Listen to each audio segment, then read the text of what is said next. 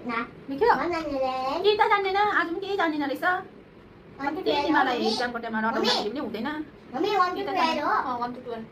केही त जान्दैन रहेछ तिमीले यस्तो भएको मम्मी सक्यो नानीको इक्जामले अगाडि 1 इक्जाम का मम्मी अरूहरूले चाहिँ कसरी पढाउँदैछ हौ यिनीहरूलाई नानी केही जान्दैन त अन्त बहिनी कसरी पढ्ने हौ कसरी पढ्ने अन्त अब साह्रै टाउको दुख्यो चिनी स्प्रिङ खाएर आउनु पर्यो यस्तो भएको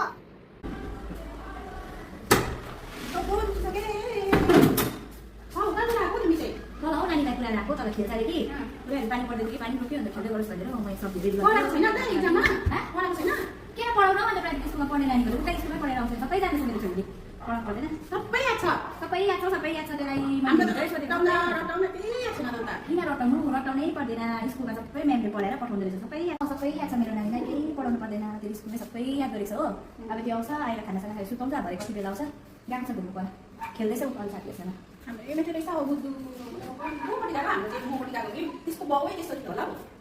मेरो नानी त एकदम ब्रिलियन्ट हो सायद होला A few moments later. छिटो पढ्नु छिटो पढ्नु ल 3 into इक्जाममा चाहिँ त्यहाँनिर